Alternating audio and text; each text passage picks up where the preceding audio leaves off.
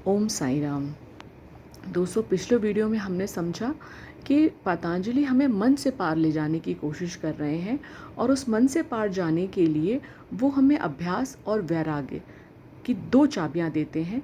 जिसमें last video में हम लोगों ने अभ्यास के बारे में पढ़ा था कि हमारा अभ्यास कैसा होना चाहिए। हमारा अभ्यास स्थिर होना चाहिए, निरंतर होना चाहिए, आदर के साथ होना चाहिए, पूरी निष्ठा के साथ होना चाहिए। और आज हम बात करेंगे वैराग्य के बारे में। तो दोस्तों, आज तक हम वैराग्य को साधुओं को और संतों की बात समझते रहे, जो इस संसार से डिटैच हो जाते हैं, विरक्त हो जाते हैं और कहते हैं कि ये संसार जो है वो तो दुख आलय है, दुख का आलय है। और यदि तुम दुख से दूर होना चाहते हो तो इन संसार के सभी रिश्ते नातों को, धन को, पद को, प्रतिष्ठा को, तुम्हें सबको इनका त्याग करना पड़ेगा, क्योंकि ये सब हमारे दुख का और बंधन का कारण है। और हमें भी लगता है कि हम जैसे संसारी लोग हैं, जिन्हें संसार में अपने कर्तव्य धर्मों का पालन करना है, उन्हें वैराग्य की क्या आवश्यकता। तो आज यहाँ पतंजलि हमें समझाते हैं कि नहीं, इस संसार में रहकर इस संसार को यदि सही मायने में जीना है और इस संसार का सुख लेना है तो हमें वैराग्य को अपने जीवन में उतारना ही होगा। ये साधु संतों की बात नहीं है, ये संसारियों की बात है कि इस संसार को कैसे हम भोग सकते हैं। ये संसार दुखालय ना होकर हमारे लिए किस प्रकार सुखालय बन सकता है, सुख का आलय। हमें किसी भी चीज़ को छोड़ने की आवश्यकता नहीं है। और इसीलिए हमारे जो आदि गुरु शंकराचार्य हैं, वो भी यही कहते हैं, कस्य सुखम न करोति विरागः। मतलब वैराग्य कौन सा सुख है जो तुम्हें नहीं दे सकता। यह आपको सभी संभव सुख देता है, क्योंकि यह आपको अपना 100%, आपको 100% वर्तमान में रखता है। और जब आप 100% अपने वर्तमान में होते हैं, तब आप अपना 100% हर परिस्थिति को दे रहे होते हैं। और जब आप अपना 100% हर परिस्थिति को दोगे तो ऐसा हो ही नहीं सकता कि लौट कर आपके पास एक शुभ आपके पास चीज़ें ना आएं। ऐसा हो ही नहीं सकता। लोग असफलता से, दुख से या फिर उदासीनता के कारण इस संसार से भागते हैं और सोचते हैं कि वो वैरागी हो गए। तो पहले तो हमें ये समझना पड़ेगा कि वास्तव में वैराग्य है क्या। तब वो कहते हैं पतंजलि जी कि किसी भी प्रकार की राग या द्वेष से दूर रहना वैराग्य है। वैराग्य किसी चीज़ को छोड़ना नहीं है, वैराग्य है राग और द्वेष। राग का मतलब होता है किसी चीज़ को के ऊपर पकड़ हमारी, कि ये हमसे छूट ना जाए। और द्वेष का मतलब कि जो जिससे हमें घृणा हो जाए, हम जिससे दूर रहना चाहते हैं। तो इसी को उन्होंने बोला राग द्वेष। अब जब हम अपने राग और द्वेष से दूर हो जाते हैं, तभी उसको उन्होंने कहा वैराग्य। तो वह कहते हैं कि जो दुख है वो संसार में नहीं है, दुख तुम्हारे मन की पकड़ में है। अपने मन को जरा ध्यान से देखो, पूरे ध्यान से देखो, और देखो कैसे तुम्हारा मन जो है 5 इंद्रियों के साथ पूरे संसार में डूबा हुआ है। मैं क्या देख लूँ, मैं क्या सूंघ लूँ, मैं क्या स्वाद कर लूँ, मैं क्या सुन लूँ। तो मन या तो किसी सुखदायी परिस्थिति को हमेशा पकड़ के रखना चाहता है, उसे उन्होंने राग कहा। राग, पकड़ को राग कहा। कि यदि मन के मुताबिक कोई चीज़ नहीं हुई तो मन जो है फिर द्वेष में चला जाता है, उसके अंदर द्वेष पैदा हो जाता है। तो दोनों ही परिस्थिति में हमारा मन फंसा रहता है, चाहे वो राग हो चाहे वो द्वेष हो। और फंसा हुआ जो मन है, वो कहते हैं कभी वो वर्तमान में रह ही नहीं सकता। वर्तमान क्षण तो तुम्हें बंधनों से मुक्त या फ्रीडम दे सकता है, केवल वही है वर्तमान क्षण जो तुम्हें सारे बंधनों से मुक्त कर सकता है। पतंजलि जी कहते हैं कि इंद्रियों सुख में फंसे हुए इस मन को जरा इंद्रियों से दूर करो। मतलब जो हमारा इंद्रिय, हमें क्या है कि हमारी इंद्रियां जो हैं हमें बाहर संसार की ओर खींचती चली जाती हैं। और जबकि हमारा मन जो है थोड़ा सा हमें स्थिरता में लाने के लिए हमें उसे अंदर की यात्रा करनी पड़ेगी। तो यदि खुद के मन पर विजय पानी है तो वो कहते हैं कि इस मन को थोड़ा सा इंद्रियों से विश्राम दो। वो ऐसा क्यों कह रहे हैं पतंजलि जी कि मन को थोड़ा सा इंद्रियों से विश्राम दो। इतना ज़्यादा उनको 5 इंद्रियों में मत फंसा के रखो या संसार में मत फंसा के रखो कि वो तुम्हारी शांति ही छीन लें। क्योंकि वो ये कहते हैं कि देखो, मैं तुम्हारे मन की तुम्हें एक प्रकृति समझा रहा हूँ। तुम्हारे मन को असीमित सुख चाहिए, असीमित सुख, मतलब इतना सुख चाहिए इसको। और तुम्हारी इंद्रियों की एक क्षमता है, वो तुम्हें उससे ज़्यादा सुख दे ही नहीं सकती। मान लीजिए एक लड्डू खाने में, एक गुलाब जामुन खाने में मुझे सुख मिल रहा है, तो ये सुख एक सीमित सुख है। मैं कितने गुलाब जामुन खा लूँगी, जब यही मैंने 20 गुलाब जामुन खा लिए तो यही मेरे दर्द का कारण हो जाएगा। फिर ये गुलाब जामुन मुझे बिल्कुल सुख नहीं देने वाला। तो इसी प्रकार वो कह रहे हैं कि जरा अपने मन को ध्यान से देखो कि किस प्रकार जो है वो तुम्हारी इंद्रियों के साथ जुड़कर वो संसार में लिप्त होकर रखा है। तो थोड़ा अपने मन को इंद्रियों से थोड़ा पीछे करो, उसको विश्राम दो। क्योंकि एक इच्छा के बाद तुम्हारी दूसरी इच्छा, उसके बाद तीसरी इच्छा, उसके पीछे भागते भागते तुम्हारा मन जो है थक कर अशांत हो गया है।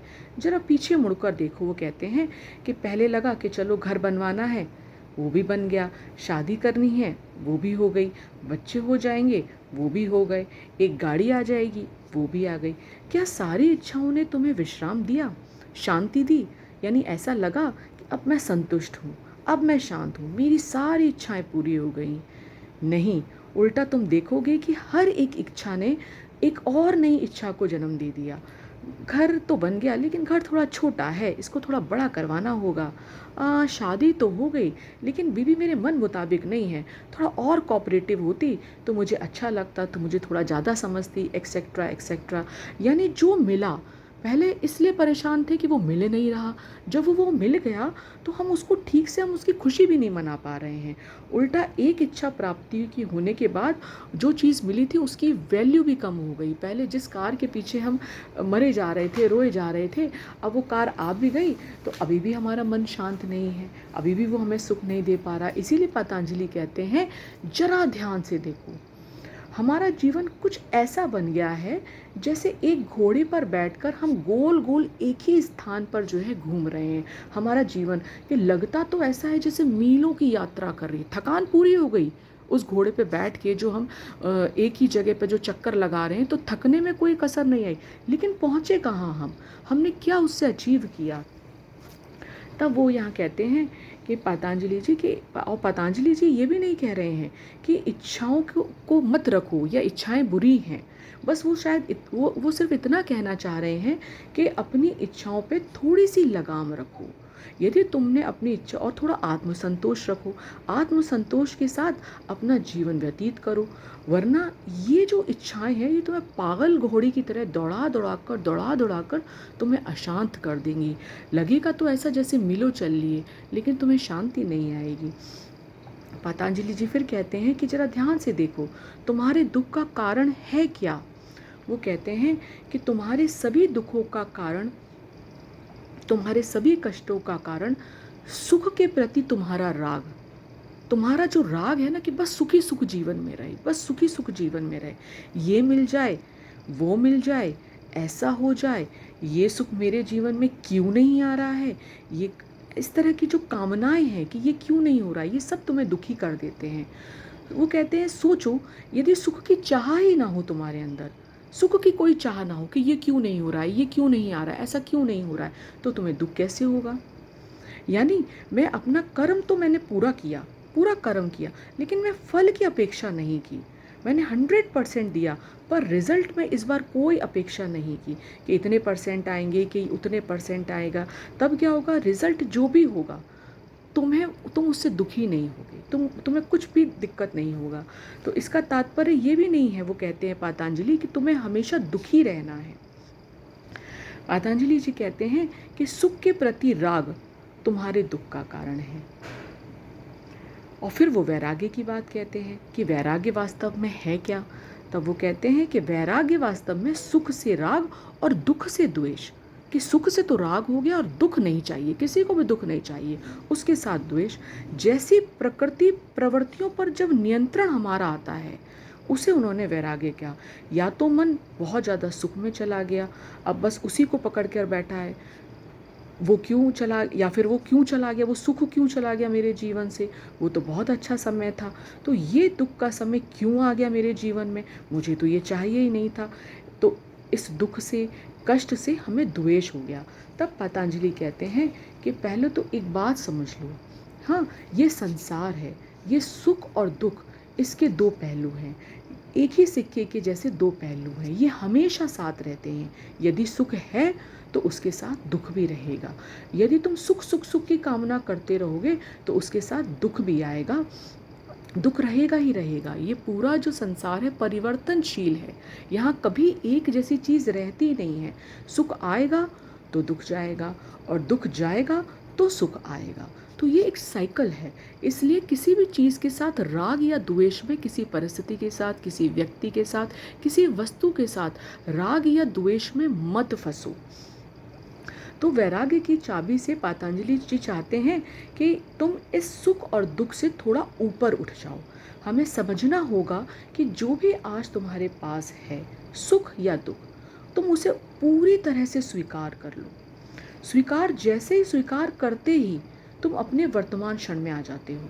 और अब तुम ये नहीं सोचोगे कि ये क्यों है, ये क्यों नहीं है, बल्कि ये सोचोगे कि अब मैं क्या कर सकता हूँ, क्योंकि तुमने उसको स्वीकार कर लिया, एक्सेप्ट कर लिया कि हाँ ये है।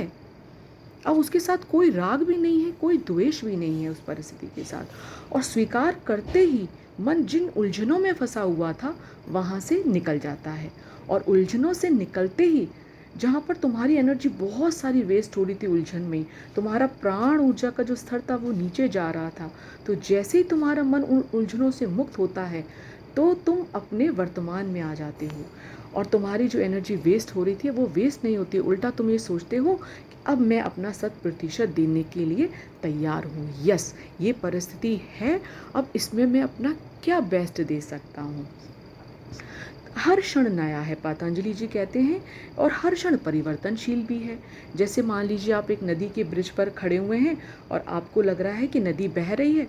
अब वो कहते हैं जरा ध्यान से देखो, जो पानी की बूंद, जो जल की बूंद धारा जो इस समय निकल के गई, क्या वो दोबारा लौट के आएगी तुम्हारे पास? बस तुम्हें लग रहा है कि वो एक नदी बह रही है, लेकिन तुम यदि होश पूर्वक, ध्यान पूर्वक, अवेयरनेस के साथ देखोगे तो तुम्हें पता चलेगा जो बूंद अब तुम्हारी आंखों के सामने से गई वो अब कभी लौट के तुम्हारे सामने दोबारा नहीं आएगी।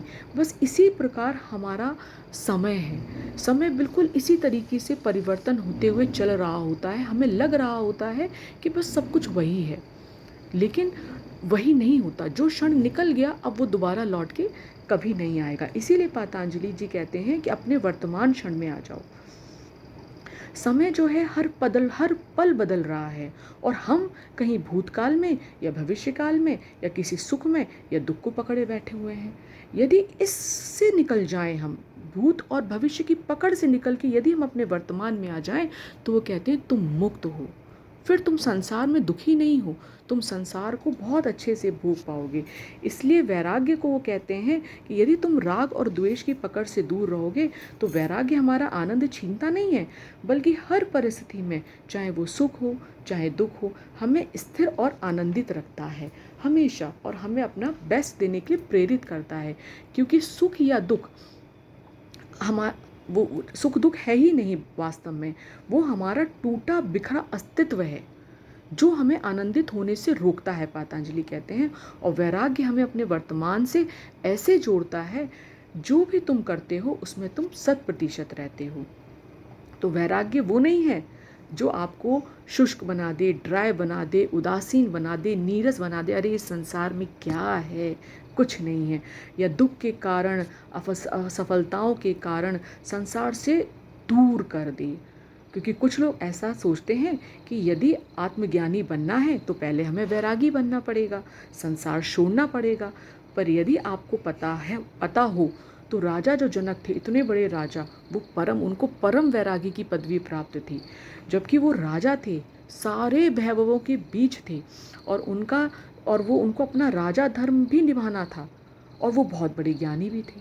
कैसे थे वो? इतने संसाधनों में रहते हुए भी वो उनको परम ज्ञानी कहा गया। हाँ, उसके लिए मैं आपको एक छोटी सी स्टोरी सुनाती हूँ कि एक बार जब राजा जनक जो थे अपने दरबार में बैठे हुए थे, तो एक गुरु ने अपने शिष्य को राजा जनक से कुछ लेसन सीखने के लिए भेजा।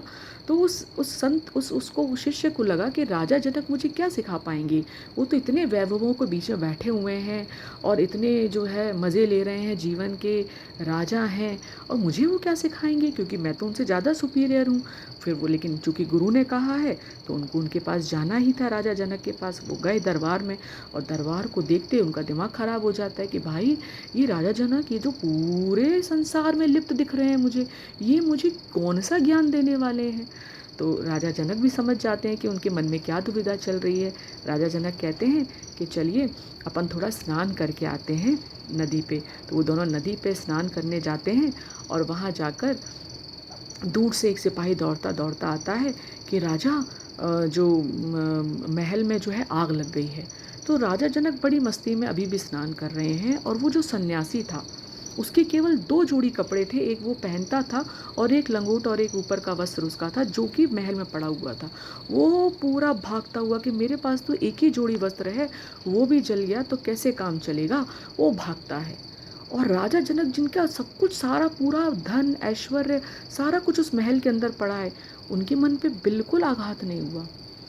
जब वो शिष्य ये देखता है कि इनके पास सब कुछ होते हुए भी लेकिन इनके मन में कोई अटैचमेंट नहीं है, ना ये किसी राग में है ना ये किसी द्वेष में है, जो हो रहा है सो हो रहा है, उन्होंने एक्सेप्ट कर लिया, उनका मन व्यथित नहीं हुआ।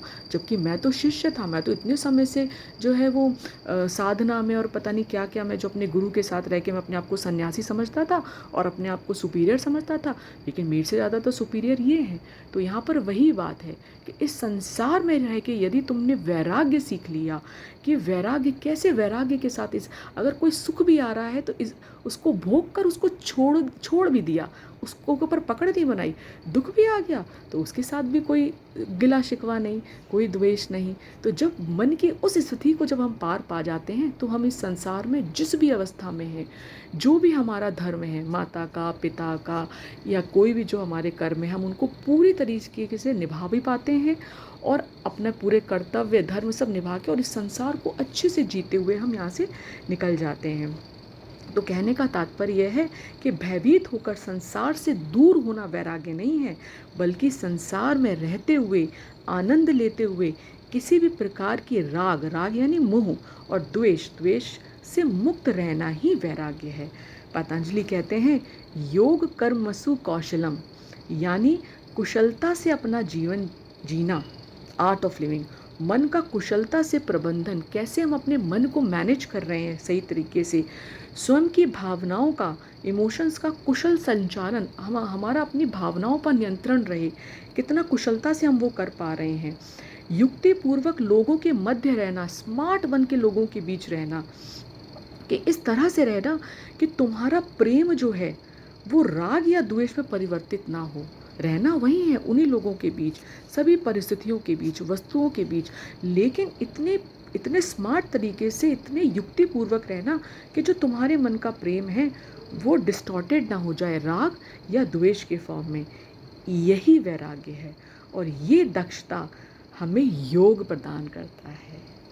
तो ये था आज हमारा वैराग्य, और आज इसके आगे हम दूसरा चैप्टर शुरू करेंगे, चैप्टर 3 समाधि। जय गुरुदेव।